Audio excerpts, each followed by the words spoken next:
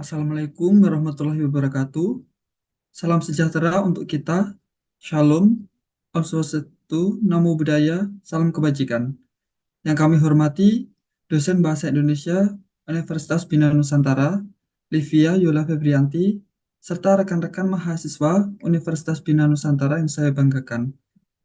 Pertama-tama, mari kita panjatkan puji syukur kepada Allah Subhanahu wa Ta'ala atas berkah dan karunia-Nya kita diberikan kesehatan pada hari ini.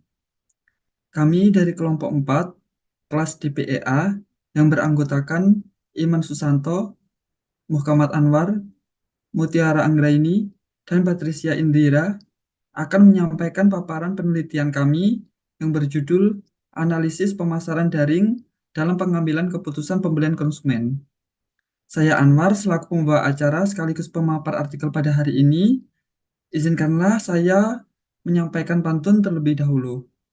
Memberi coklat tanda setia kepada pacar di hari jadian. Terima kasih kepada rekan dan Bu Livia atas kerjasama selama perkuliahan. Untuk slide selanjutnya bisa dibantu, Kak.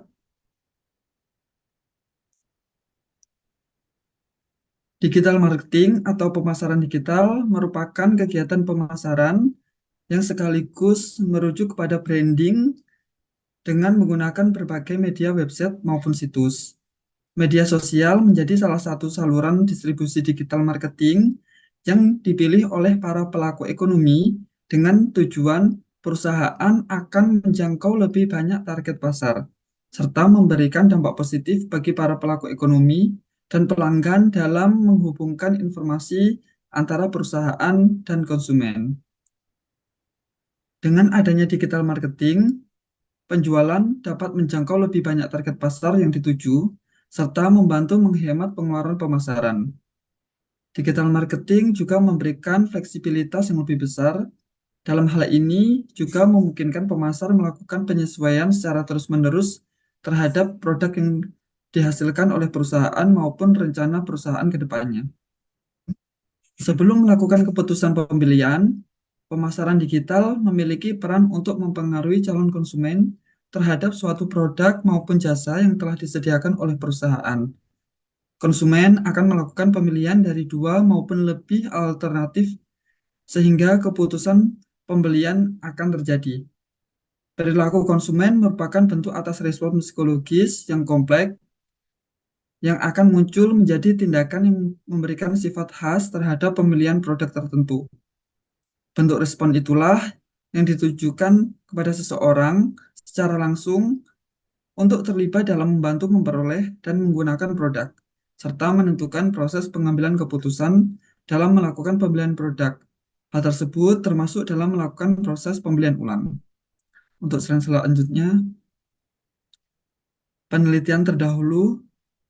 Pada penelitian terdahulu yang menjadi acuan penelitian kami adalah penelitian yang dilakukan oleh Indra Liesender pada tahun 2017 dengan hasil perolehan yaitu implementasi dari digital marketing sangat mempengaruhi secara kuat terhadap intellectual capital maupun persuasive quality.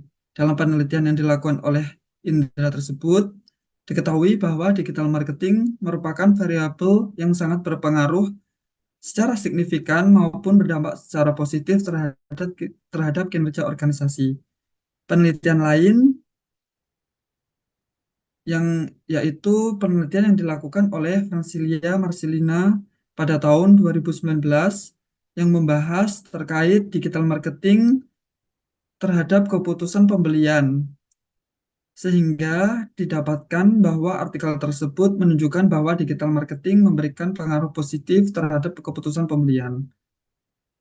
Perbedaan yang signifikan dengan penelitian ini adalah indikator penelitiannya.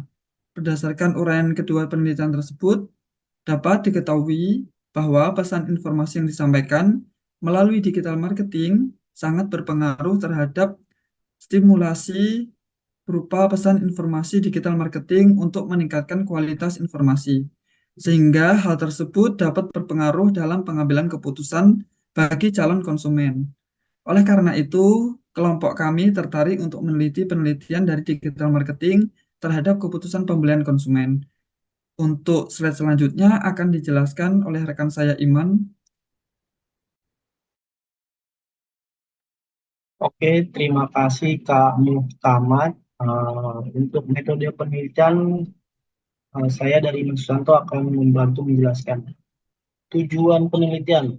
Tujuan penelitian ini yang kami lakukan adalah untuk menganalisis pengaruh digital marketing terhadap keputusan pemilihan konsumen, dan juga penelitian ini dilakukan dengan pendekatan kuantitatif menggunakan kuesioner sebagai instrumen pengumpulan data.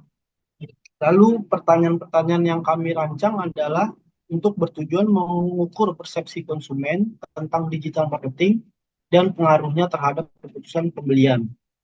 Untuk pemilihan responden, responden dipilih secara acak dari populasi target yang terdiri dari konsumen aktif yang terlibat dalam transaksi pembelian produk atau layanan secara online. Populasi yang dipilih penulis dalam mendukung data penelitian ini adalah konsumen yang terlibat dalam transaksi pembelian produk atau layanan secara di wilayah tertentu. Selanjutnya, dalam menentukan sampel yang dipilih, kami memutuskan untuk menggunakan metode sampel acak sederhana. Data dikumpulkan setelah kuesioner yang dikirimkan kepada responden melalui surat elektronik, yaitu email. Kuesioner yang dikirimkan berisi pertanyaan terkait dengan bagaimana persepsi konsumen tentang digital marketing, misalnya efektivitas iklan online, kehadiran merek di media sosial, pengalaman pelanggan online, dan keputusan pembelian. Misalnya kecenderungan membeli online, pengaruh ulasan online dalam pengambilan keputusan konsumen. Lalu untuk slide selanjutnya dibantu oleh Kak Patricia untuk menjelaskan.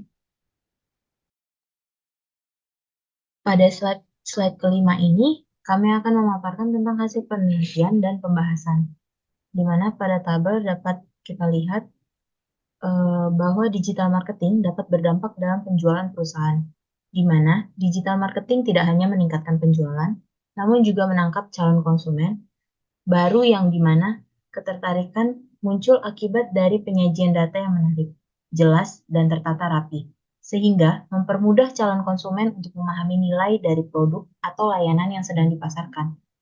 Digital marketing dapat menarik seluruh kalangan yang masuk dalam kualifikasi yang ingin ditarik oleh perusahaan, dikarenakan digital marketing memiliki database para pelanggan, maka dalam penayangannya dan penciptaannya akan disesuaikan dengan tujuan sasaran pelanggan yang dimaksud oleh perusahaan.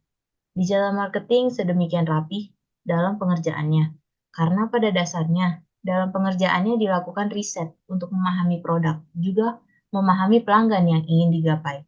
Sehingga setelah dilakukan bedah yang mendalam, maka akan ditemukan komposisi yang sesuai untuk disajikan kepada pelanggan, sehingga dapat mempresentasikan produk atau layanan dengan baik, dan dapat menggapai pelanggan dengan tepat sasaran. Digital marketing juga dapat membantu perusahaan untuk lebih mengenal keunggulan dan kelemahan produk atau layanan mereka. Hal ini dikarenakan digital marketing mengharuskan pembedaan terhadap produk atau layanan sebelum menyusun komposisi yang baik dalam mengiklankan produk atau layanan tersebut. Dengan melakukan pendalaman produk dan atau layanan tersebut, maka perusahaan dapat lebih yakin dengan produk atau layanan yang mereka miliki, sehingga dapat memfokuskan keunggulan yang ingin ditonjolkan. Melalui digital marketing, perusahaan dapat melakukan branding. Perusahaan yang telah mengetahui produk dari sisi pandang segala sudut akan menemukan slogan atau ikon yang unik, sehingga akan mempermudah pelanggan untuk mengingat produk atau layanan perusahaan tersebut. Demikian hasil penelitian dari kami. Untuk kesimpulannya akan dipaparkan oleh Mutiara.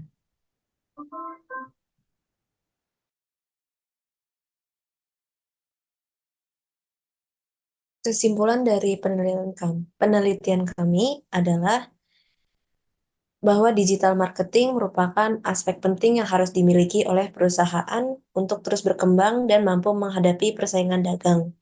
Hal ini dibuktikan dengan penghitungan statistik bahwa implementasi digital marketing berpengaruh kuat terhadap intellectual capital dan perceived quality, serta variabel-variabel tersebut yang berperan penting dalam meningkatkan organizational performance industry.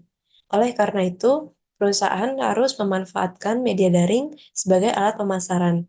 Perusahaan harus dipersiapkan anggaran khusus terkait pemasaran digital di samping marketing konvensional, serta staf khusus yang menangani media daring perusahaan, karena perkembangan media daring yang sangat cepat. Perkembangan media daring yang digunakan calon konsumen harus tetap diperhatikan mengelola perusahaan agar media daring yang dipilih untuk melakukan pemasaran tepat dengan target pasar. Oleh karena itu, pengelola pemasaran perlu mempertimbangkan dan mempelajari secara berkelanjutan media daring serta memperhatikan fungsi-fungsi digital marketing yang ingin dicapai.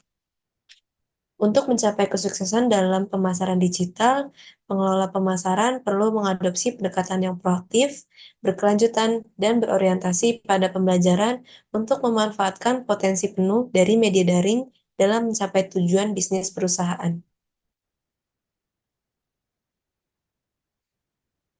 Dalam penelitian ini, kami menggunakan 6 sumber bacaan yang menjadi referensi. Sekian dari saya.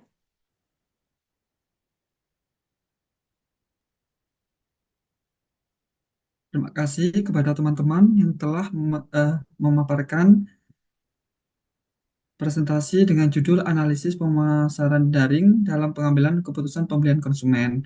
Sebelum menutup presentasi dari kami, izinkan saya untuk menyampaikan pantun penutup. Siang-siang pergi ke Manokwari. Jangan lupa beli alpukat. Demikian presentasi dari kami. Semoga dapat memberikan manfaat. Saya dan seluruh rekan-rekan kelompok saya mohon maaf apabila terdapat salah kata dan perbuatan. Atas perhatiannya, kami ucapkan terima kasih. Wassalamualaikum warahmatullahi wabarakatuh.